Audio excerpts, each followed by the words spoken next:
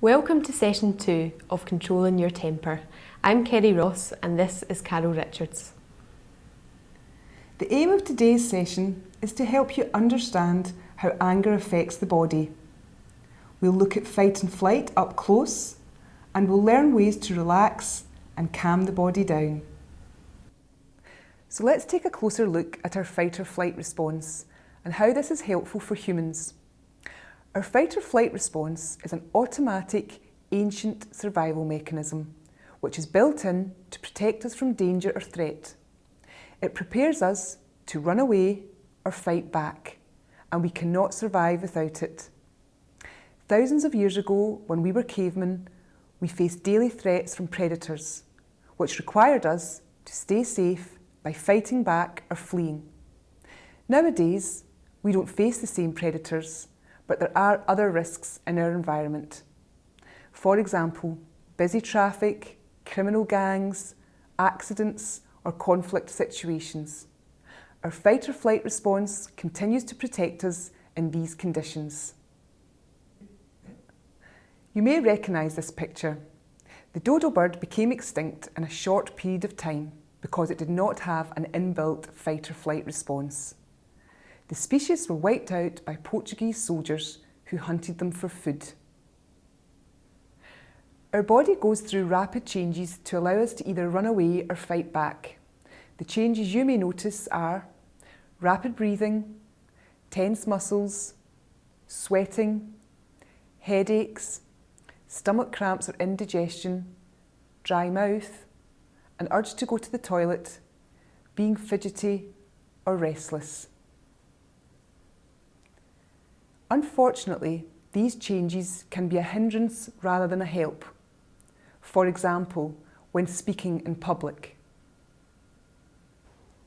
These changes are caused by the automatic process our body goes through in fight or flight, which includes, starting from our head and working downwards, our thoughts. They speed up to increase vigilance to potential threats. Our pupils dilate to take in more information. Our breathing speeds up to take in more oxygen to fuel our body. Our heart beats faster and our blood pressure increases to move the extra oxygen throughout the body. The oxygen goes to the areas where it is needed most, for example, our big muscles, which means it can take longer for the oxygen to reach our brain. This can lead to dizziness or lightheadedness. Our adrenal glands are the powerhouse of our stress response, releasing stress hormones such as adrenaline and cortisol to help us stay alert. Our body slows down any functions which are not needed. For example, digestion, which may lead to stomach pain or indigestion. Our body gets rid of waste in our bowels and bladder to make us lighter and to increase our speed. We sweat to keep ourselves cool.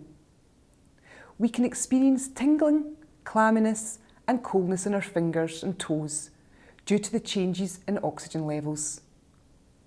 We require tension in our muscles to allow us to run away or fight back. One of the ways that can help us manage our anger is to reduce the effects of fight or flight, as we cannot be angry when we're relaxed. Techniques for slowing down your breathing, getting rid of muscle tension, burning off adrenaline and helping you to relax can be really helpful in learning to control your anger. You can download our relaxation and breathing techniques from our website. There are also mobile phone apps available which offer these techniques. These techniques take practice, so don't expect to be good at it at first. If you live in the south of Glasgow, you can attend one of our relaxation classes to help with this. Exercise is a proven way of managing stress. It uses up the excess energy released during fight and flight. It also releases tension, increases feel-good hormones and boosts self-esteem. Try to find a form of exercise you enjoy. This could be dancing, swimming, gardening, or as good as anything, a brisk walk. Exercising with others can be a good way of staying motivated and provides you with another distraction. There are a number of ways you can distract yourself from being angry. These include refocusing your attention, counting, finding a calm place, and taking time out. So firstly, really try to shift your attention from the anger trigger onto something else. Use whatever it is around you. For example, if you're waiting on a bus, try counting the number of red cars on the road. You can try other forms of counting. For example, counting backwards from 100 in threes. Or finding a calm place can be helpful. This is a place, either real or imagined, which you go to in your head, and it brings you a feeling of calmness or relaxation. To do this, you need to really imagine being there, using all of your senses. So what would you feel, hear, smell and see in your calm place? Finally, taking time out can really help when your anger is increasing. It's better to leave and come back when you've calmed down rather than stay and do something you later regret. In this session, we have covered how anger affects the body, breathing techniques, getting rid of tension, and refocusing our minds using distraction techniques.